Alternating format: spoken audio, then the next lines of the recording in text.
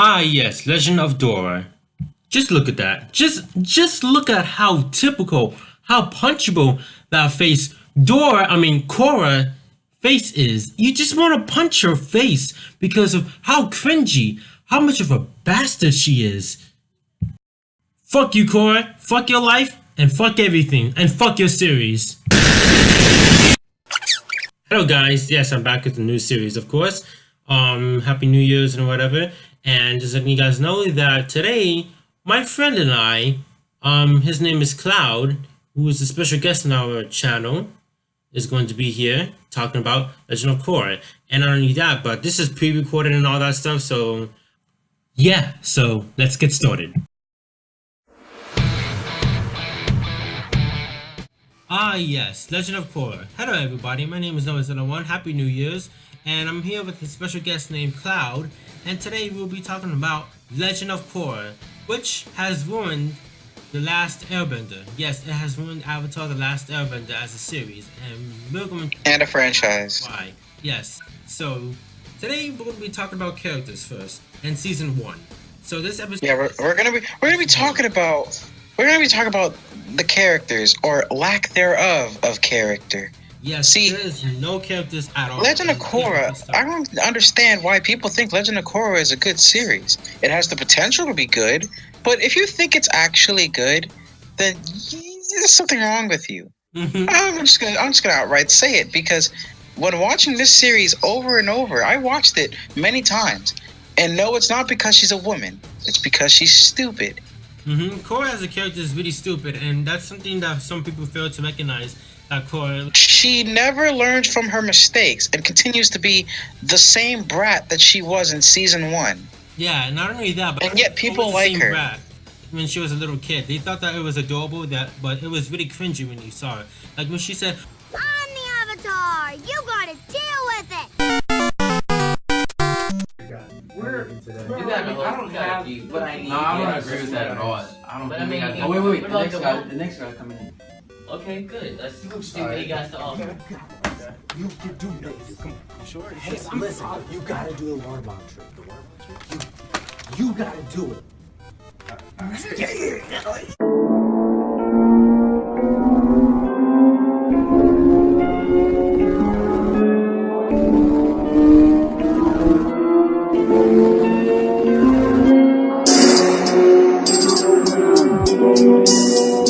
Do you have any special talent?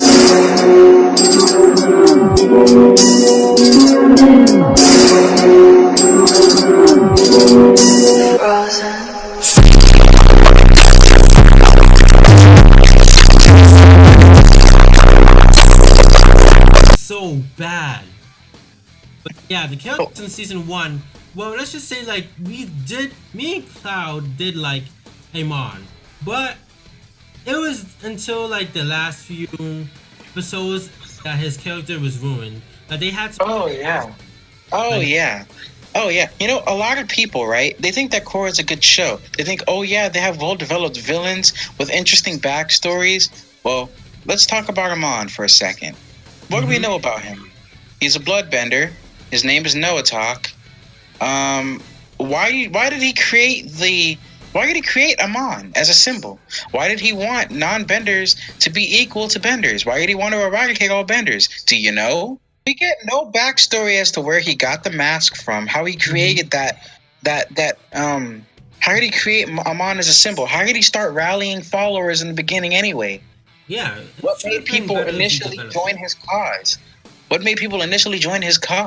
Were there any non-benders that were against his regime? You know, how he was able to amass so much support in such a short amount of time. Or who knows how long it was. They make it seem like it was a short amount of time, but by the time season 1 already started, he was already a villain set up. Like literally, Korra was like, "Oh, I'm the Avatar. I'm so excited to be in Republic City." And he goes, "Now our plans can commence." Like, what plans? What are you talking about? How did you know that the Avatar was gonna be at the city in the first place? And what plans? We don't know you. Who are you? What are you talking about? They gave us little to no backstory about this dude. All we know is that how he was as a child. We don't know how he learned how to do the makeup, how he got his mask, how he started rallying his followers, how he even discovered his powers in the first place when it pertained to taking away bending. You don't know how he discovered he could do that. Yes, not only that, but it was a good shocker, knowing, and no pun intended, when Asami's father was working for the Equalists, but some people Actually, a lot of people caught that earlier on. They thought he was like a Scooby Doo villain. He Yeah. did all this good stuff so that you didn't notice that he was bad the whole time. yes, Like so the how characters know that. okay, so Asami hits Mako with her was it a moped or something? Well, And then she takes him out on a date. And then he meets Asami's father. And Asami's father's like, "Oh, I'm gonna sponsor your pro bending team." Why would you do that? yes, why? Just why? There was really no point. It's kind of like a thing where it's like, "Oh, I don't hate benders. I sponsor benders." There's no way. Look at all the good that I've done for benders thus far. You know, there's no way you can pin that non-bending hatred on me. Like, wow. It was so bad. It was really bad. Not only that, but we must talk about her as a character. Does she really have a purpose as a character in the series Legend of Korra? Asami was a foil for the characters to fight over. She was basically just a filler. Like, the whole romantic subplots were horrible. Absolutely horrible. The love triangles were just so dumb. Yes, that was Just not. dumb. That was really Like- dumb. Okay, and the fact that people think that Korra is a great character astounds me. She literally went out of her way to ruin those people's relationship, Mako and Asami. And the thing is that I get it. What Pema said was that she confessed to Tenzin. That's what she said. She said she confessed to Tenzin, and Tenzin realized that he loved Pema too and left Lin because he and Lin's relationship was bad.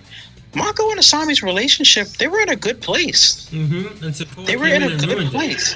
Korra, yeah, she ruined it by kissing Mako. That's not what she said.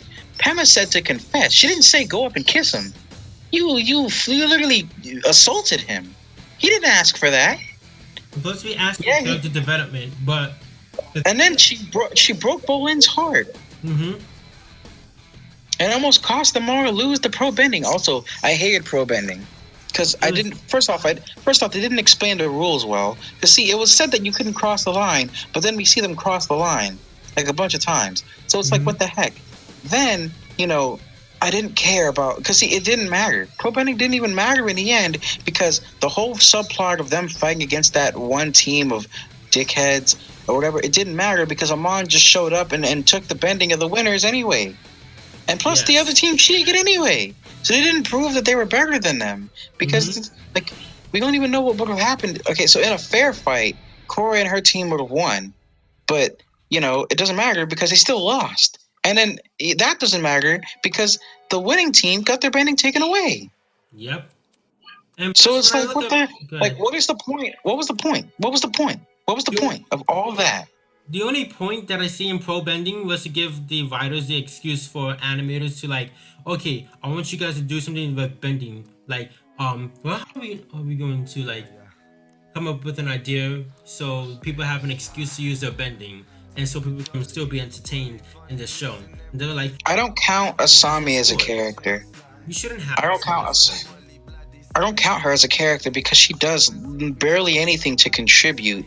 Oh, she let them ride in her car. Oh, she did let them stay in her house. Man, that's nothing to contribute to character development. All she did was get the short end of the stick because she's not the main character. Also, she has all this. Also, a lot of people call Korra Mary Sue. And you're right, she is a Mary Sue because she was able to get her bending at 5. But Asami is also a Mary Sue because she can just ex machina the whole plot. Okay, you know what happened in season 4, but we're not going to talk about that right now. We're going to talk about the romantic subplots. Because okay, so one thing that I got that really pissed me off is that the reason why I don't account Asami as a character is because she shows no reaction to anything. Little to no reaction. No.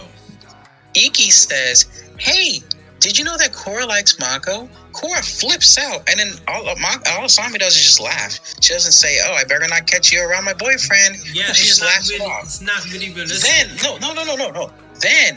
Then Korra kisses Mako, and then Mako like breaks up with her to be with Korra. She was not upset at all. Why? That's not a human reaction. I want to see people actually get angry. I don't want to see fighting. I don't want to see that much conflict, but I want to see something that pertains to human reaction. I want to see her actually contemplate being friends with Korra. Because honestly, she should be friends with Korra. They should not be friends. Give me one good reason why they should be friends. Like, there's not one good reason. Like, they barely know each other. You can say that because they work together, they have the same values. But no, they don't really have much of the same values. Do they even have the same goal? Yeah. Okay. So basically, Asami only really cares about her company, a company that Korra almost bankrupted. Yes. You know. So it's like, why are y'all friends? Why are y'all friends? The only reason y'all knew each other was because of Mako, and that's over. So why are y'all friends? I don't get it. I don't understand. And I'm never going to understand. Yes. And season 1 was really bad when they also ruined, like, a lot of characters. My thing is that I hate how people assume that because we don't like Korra, that means we're sexist. That's not why we don't like Korra. We don't like Korra because we don't like Korra. If Korra, okay, my thing is, okay, if Korra were a man, people would hate her a lot more. Because Korra is an asshole. Korra is an asshole. Like, if you look at the dialogue that she says, the stuff that she says, the way she acts, people would like her way less if she were a man. I agree. They would hate her even more. So it's like, y'all are giving her this excuse. Oh, she's young. Oh, she's inexperienced. Oh, this. Oh, that. That's something she should have been taught. Okay, I get that they kept her away from the outside world or whatever, but her parents should have taught her social skills. They should have taught her that you need money to buy things. There's a lot. She was in the Southern Water Tribe. Her parents were right there. She could have visited them. She could have visited them. They could have visited her. They did not do a good job raising her if she grew up all jammed up. She attacked police, resisted arrest, got away with it. She gets away with everything. She gets everything handed to her, and it's just perfectly fine. Airbending was just handed to her. First off, they said in the beginning of the series that the reason she couldn't airbend was because of her spiritual connection with Aang or something along those lines. Something to do with spirituality. Not because she couldn't get it, but because spiritually she was a failure, and because Aang came before her, it caused a problem or whatever. What did she do spiritually that corrected that? Nothing. She did nothing spiritually. She learned how to move like an airbender. She learned the mechanics, but she didn't do anything spirit-wise to be able to do that. They just gave it to her because Mako was in danger. No, literally, the only reason was because Mako was in danger. Yeah. No! Airbend! Like, get that out of here. She didn't do anything to airbend. She didn't do anything to airbend. Where's Mako? Okay. She didn't do anything spiritually to airbend. Her chi paths were blocked by Amon. If anything, she shouldn't have been able to bend at all because she didn't know how to airbend in the first place. Having her just magically unlock it is stupid. That's stupid, though. How does she? It's stupid. Plus, bending is supposed to be a martial art, something that you perfect. You don't just punch the air and stuff happens. That's not how that works. Yes, they ruined the whole concept for. Before you learn how to bend, you have to actually learn. You have to go. That's why the Avatar travels all over the world. They go to the different environments and they learn what it's like to be in that environment. You stand on a mountaintop and feel the breeze in your face before you learn how to airbend. You go deep into the mountains and you learn how to earthbend. Look at Toph.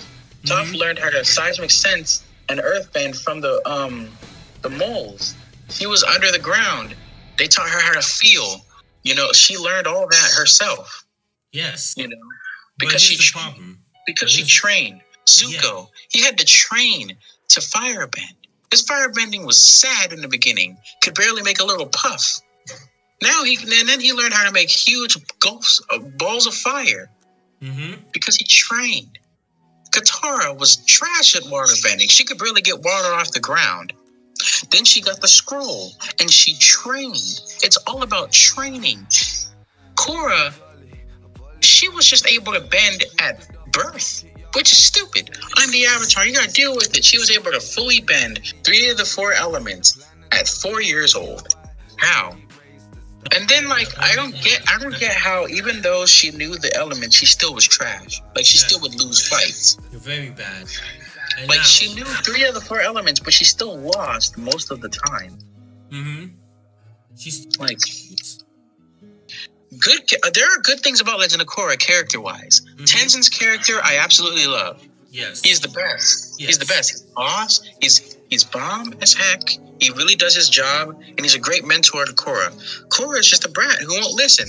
I actually like Tenzin, and I love Lin too. They're great characters, well-written characters. The kids, I don't like the kids, except for Jinora. Jinora's the only kid that I like. Iki doesn't have any character. Milo is just the comic relief. And can we talk about the comic relief for a second? Yes. That humor is dry and sad. I don't like it. It's not funny. Bolin is not funny. He's just a dumbass. See, Sokka's humor, it was corny, but he was the comic relief. But he wasn't just okay. So basically, it was a lot. There were a lot of slapstick. They would have Sokka get hurt, and people would laugh. But they also had him tell really corny jokes, and I actually thought those jokes were funny too. And then again, it didn't just focus on the comic relief. Like, Sokka was also a very well-rounded character too. Look at everything that he did.